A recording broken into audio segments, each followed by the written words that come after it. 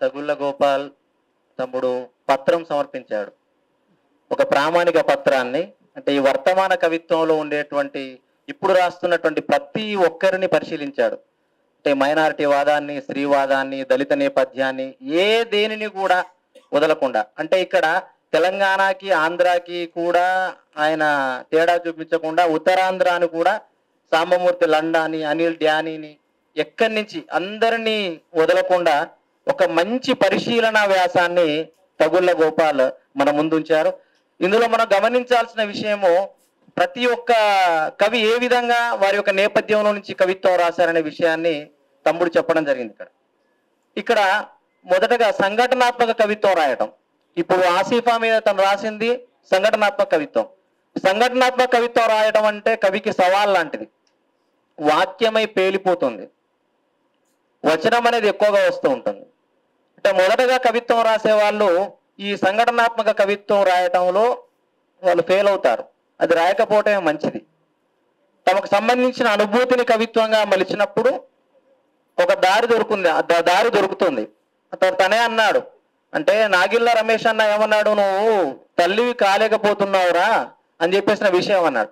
అంటే person important. అంటే ఒక కవిత్వంలోకి వెళ్ళినప్పుడు నువ్వు ఫస్ట్ పర్సన్ అవుతున్నావా, నువ్వు సెకండ్ పర్సన్ అవుతున్నావా, నువ్వు థర్డ్ పర్సన్ అవుతున్నావా, ఫస్ట్ మనం డిసైడ్ చేసుకొని ఆ కవితను రాయాల్సిన అవసరం ఉంటుంది. అంటే నీ అనుభవాన్ని రాస్తున్నావా, ఎదుటివాడి అనుభవాన్ని రాస్తున్నావా, ఎక్కడో ఉన్నవాడి అనుభవాన్ని రాస్తున్నావా, ఇది బాగా మనం చూసుకోవాల్సిన అవసరం ఉంటుంది. నువ్వు పర్సన్ కనుక కరెక్ట్ డీల్ చేసినప్పుడు ఆ కవిత సవ్యంగా సాగుతూ ఉంటది. తర్వాత ఏమన్నాడు, బహుళత కనిపిస్తుంది అన్నాడు. ఇప్పుడున్నటువంటి కవులలో చాలా బహుళత కనిపిస్తుంది అన్నాడు. అది మంచి పరిణామమే. ఎందుకు అనంటే సుంకిరెడ్డి నారాయణ రెడ్డి గారు విప్లవ కవిత్వాన్ని మొదట రాశారు తోవ ఎక్కడలో. అక్కడి నుంచి వారు ఇప్పుడు ఒక అస్తిత్వవాదానికి కట్టుబడిన పరిస్థితి ఉంది. అంటే విప్లవవాదం మంచిది కాదని కాదు, కానీ తాను తోవను వెతుక్కుంటూ వచ్చి అస్తిత్వవాదం దగ్గర వారు ఆగిపోయారు. అంటే వారి కాలము, వారి పరిస్థితుల్ని బట్టి వారు అక్కడ ఆగిపోయారు. ఇక్కడ ఉన్నటువంటి యువకుల్లో కూడా తెలంగాణ ఉద్యమం ఇప్పుడు లేదు. ఉద్యమం మీద కవిత్వం రాయమంటే రాయగలుగుతామా? రాయలేము. ఇంకొక పరిస్థితి లేదు, రాయగలుగుతామా? లేదు. కానీ ఇంట్లో చేసినటువంటి పచ్చడి బాగా కమ్మగా ఉంది, మరి కవిత్వం రాయొచ్చా, రాయకూడదా? దాని మీద రాయాలా వద్దా? కవిత్వం ఖచ్చితంగా రాయాలి. ఎందుకంటే అది ఒక అనుభూతిని కలిగిస్తుంది కాబట్టి. అది ఎవరు చేస్తున్నారు, ఎటువంటి పరిస్థితులు ఉన్నాయి, మరి శ్రమజీవులు పచ్చడి నూరుతున్నారా, లేకపోతే అమ్మ పచ్చడి నూరుతుందా, ఇంకోరు నూరుతున్నారా, మరి దీన్ని ఏ విధంగా తీసుకెళ్ళి ఎక్కడ వదులుతాం దీన్ని అనే అంశాలను మనం పరిశీలించినప్పుడు మన చుట్టూనే కవిత్వం పుడుతుందనేది ఈ పేపర్ స్టేట్మెంట్, ఈ ప్రమాణ పత్రం ద్వారా మనకు అర్థమైపోయింది. తర్వాత గ్రామీణ జీవితం నుండి ఎక్కువగా కవిత్వం రాస్తున్నారు అన్నారు.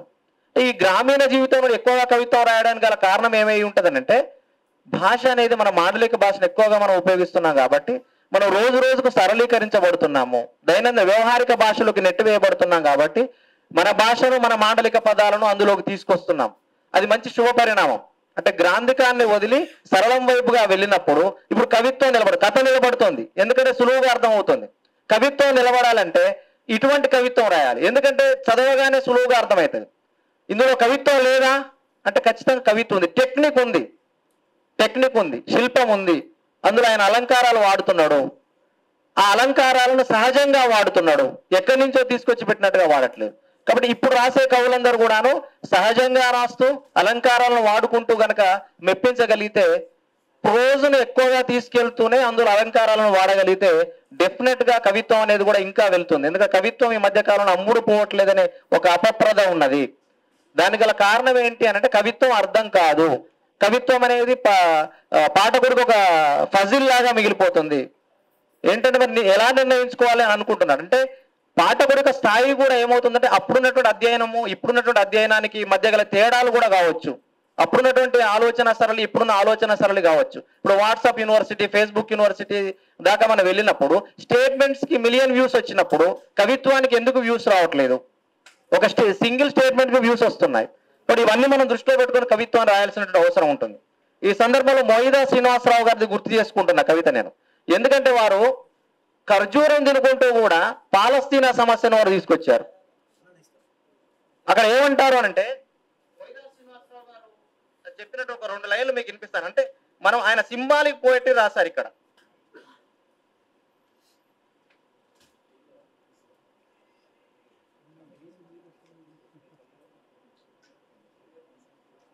ఏమన్నారనంటే,